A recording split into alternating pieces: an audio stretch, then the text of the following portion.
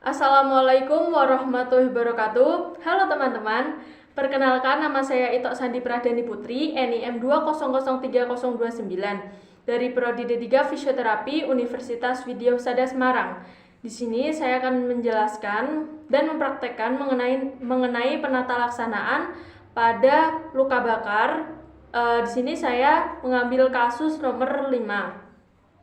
Jadi untuk kasus nomor 5, yaitu sekitar 5 jam sebelum masuk rumah sakit, Tuan B sedang memperbaiki motor di dalam rumah. Pada saat itu, pasien tidak sadar bahwa ada kebocoran yang mengakibatkan bensin di lantai rumahnya. Pasien juga tidak mengetahui asal api dari mana. Tiba-tiba ada api yang menyambar langsung membakar tubuh pasien, dan pasien secepatnya keluar rumah sambil berlari dengan api yang sudah melahap seluruh bagian tubuh pasien. Pasien kemudian dibawa ke rumah sakit tipe C dan diberi terapi cairan serta perawatan luka. Kemudian pasien dirujuk ke rumah sakit tipe B untuk dilakukan penanganan lebih lanjut.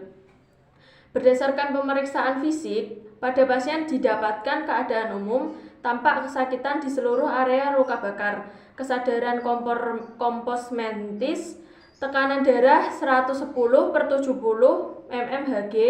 Nah, untuk nadinya 82 kali per menit, lalu pernafasan 32 kali per menit, dan suhu pasien 37 derajat Celcius.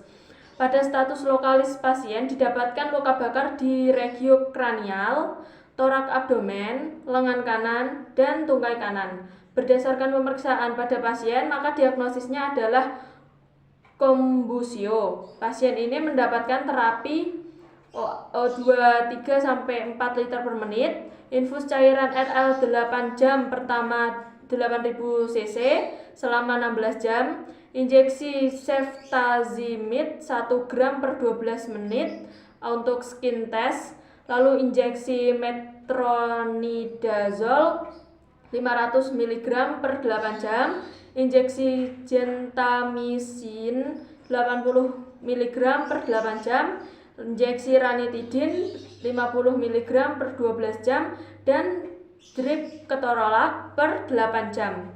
Nah, di sini saya akan mempraktekkan mengenai penata laksanaan pada fisioterapi. Jadi pada kasus saya kali ini yaitu fisioterapi mendatangi bangsal dikarenakan pasiennya sudah datang sendiri karena luka bakar, dan luka bakar tersebut sudah ditangani oleh dokter dan sudah mendapat perawatan yang diperoleh oleh perawat yang ada di rumah sakit tersebut. Jadi untuk peran fisioterapi di sini yaitu berperan dalam menjaga LGS pasien dan meminimalisir terjadinya sesuatu hal yang tidak diinginkan ke depannya. Oke. Sebelumnya kita mengecek pada lokalis luka bakar pasien terlebih dahulu. Tadi disebutkan bahwa yang pertama ada area kranial depan belakang, yaitu berarti 4,5% ditambah 4,5%, yaitu total untuk regio kranial yaitu sebanyak 9%. Selanjutnya untuk tadi disebutkan bahwa terdapat luka bakar di torak abdomen pasien, yaitu berarti totalnya 18%.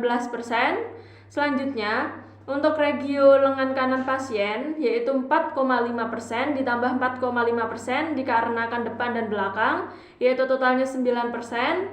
Lalu untuk tungkai kanan itu depan belakang yaitu 9% ditambah 9%, totalnya 18%. Jadi untuk total luka bakar seluruh tubuh pasien yaitu 54%. Oke, jadi untuk derajat luka bakar atau persentase luka bakar di sini saya menggunakan rule of Nann, di mana ada terdapat 4 bagian yang terkena luka bakar, dan total persentase yang saya dapat untuk luka bakar atau kasus kali ini yaitu 54%.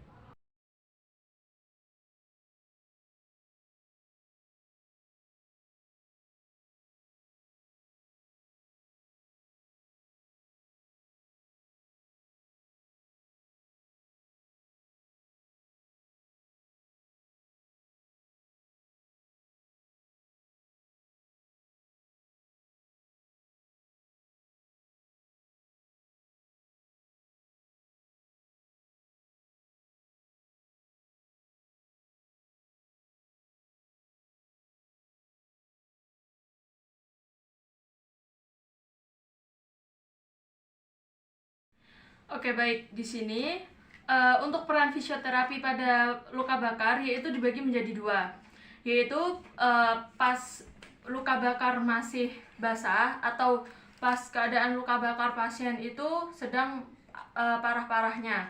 Dan yang kedua yaitu kondisi ketika luka bakar pasien sudah mulai kering, yaitu kayak seperti luka pada pasien itu sudah mulai kering atau pas kering. Nah, untuk uh, untuk yang luka bakar pasien masih basah atau masih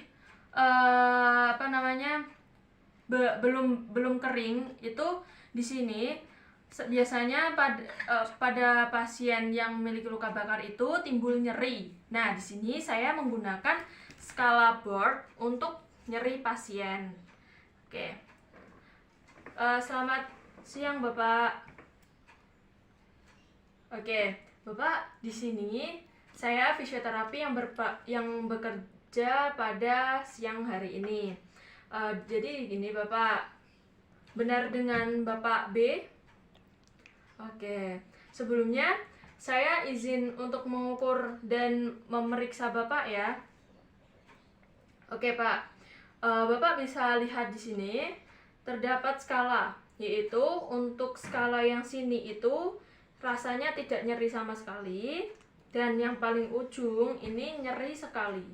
Nah, untuk keadaan Bapak pada siang hari ini skalanya di mana? Boleh digeser ininya untuk menggunakan tangan yang sehat.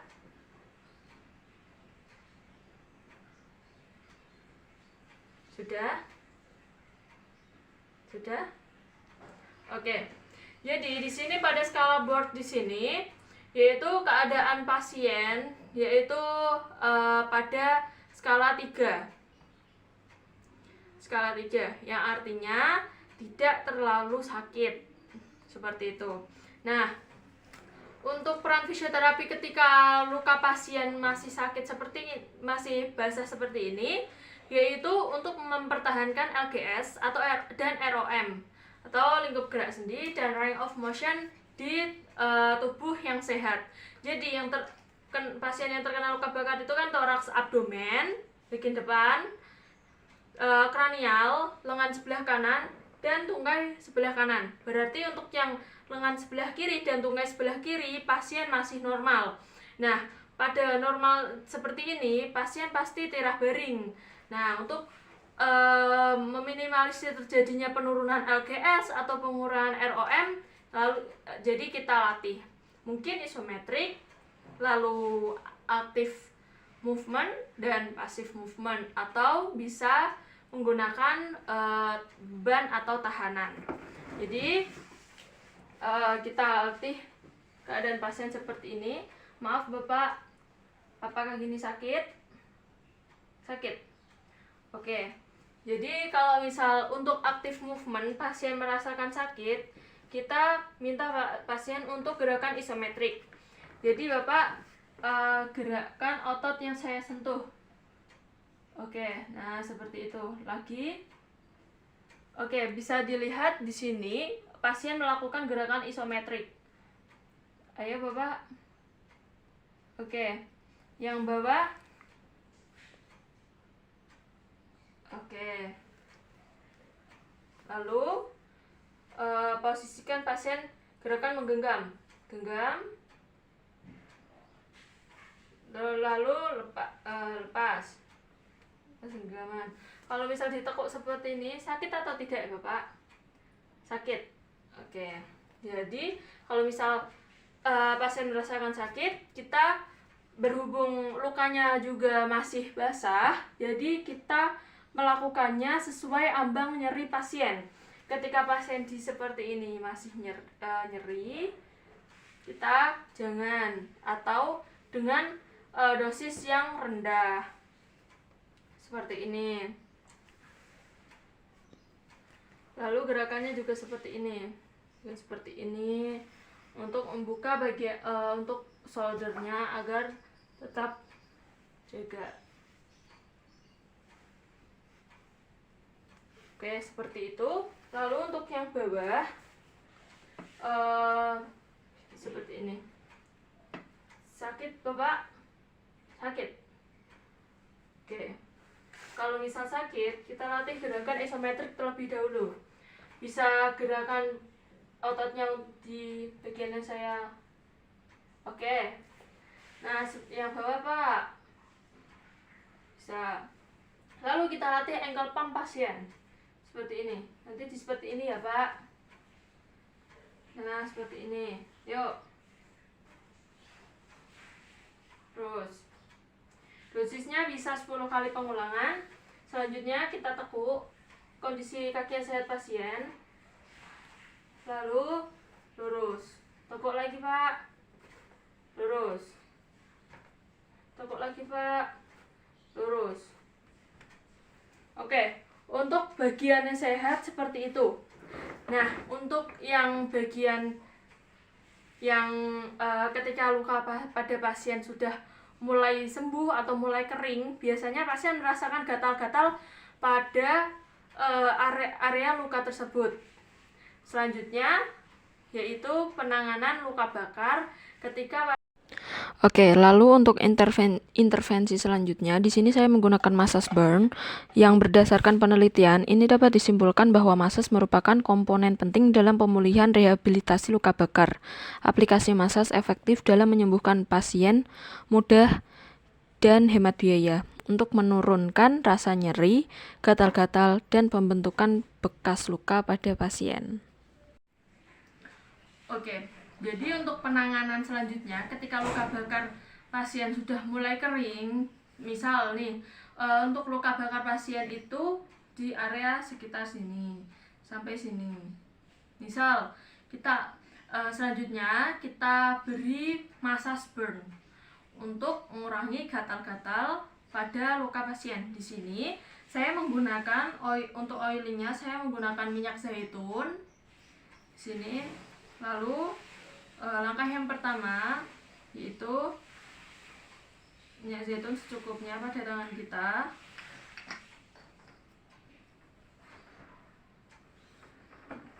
Lalu kita oleskan pada luka pasien yang sudah kering. Misal kita ambil di sebelah sini, kita oleskan terlebih dahulu. Lalu kita beri teknik effleurage. Yang untuk tekniknya itu lembut saja dikarenakan kan pasien kalau terlalu kencang takutnya terdapat masa inflamasi yang kedua. Seperti ini. Relax agar pasien juga tidak sakit untuk lukanya. Oh ya, pada pemeriksaan luka yang sudah kering itu biasanya untuk pemantauan luka itu biasanya dipantau oleh suster atau perawat dan dokter kulit yang menangani. Jadi untuk fisioterapi biasanya langsung diberi rujukan atau RM pasien dari dokter atau perawat. Jadi nanti fisioterapi langsung menangani pasien. Effleurage. Lalu untuk kulit yang sehat, di sini kan ada kulit yang sehat karena yang ada lukanya di sebelah sini kan. Ada yang sebelah sini, yang bawah kulit yang sehat, kita stretch seperti ini. Kita penarikan pada kulit, kita stretching pada skin pasien. Stretching to skin. Kenapa? Karena agar penutupan yang di atas itu pasien tidak lebih merasakan sakit. Kita stretch skin pasien seperti ini. Kita tarik kulit pasien yang bawah karena yang bawah itu yang sehat. Oke.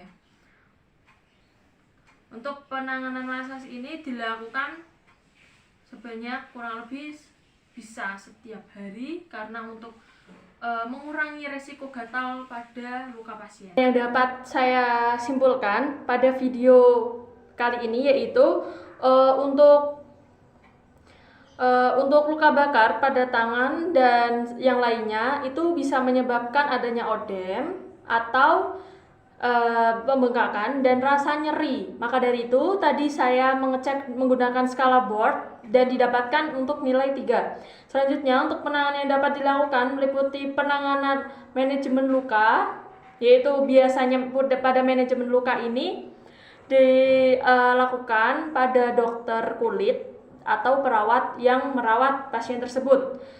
Selanjutnya massage, lalu ROM exercise, positioning, dan kontrol bekas luka. Biasanya untuk kontrol bekas luka ini dilakukan oleh perawat yang merawat pasien tersebut. Nah, untuk penanganan luka ringan, pasien tidak melakukan aktivitas fisik sehari-hari dan latihan gerak. Pasien luka bakar akan mengeluhkan nyeri, gatal, penurunan kekuatan otot, penurunan stabilitas sendi, pembentukan bekas luka hipertrofi. Nah, selanjutnya untuk berdasarkan sebuah penelitian dapat disimpulkan bahwa massage merupakan komponen penting dalam pemulihan rehabilitasi kulit luka bakar. Aplikasi massage efektif dalam menyembuhkan pasien, mudah, hemat biaya untuk menurunkan rasa nyeri, gatal-gatal, dan pembentukan bekas luka. Cukup sekian yang dapat saya sampaikan. Apabila ada kesalahan dan kekurangan, mohon maaf. Wassalamualaikum warahmatullahi wabarakatuh. Terima kasih.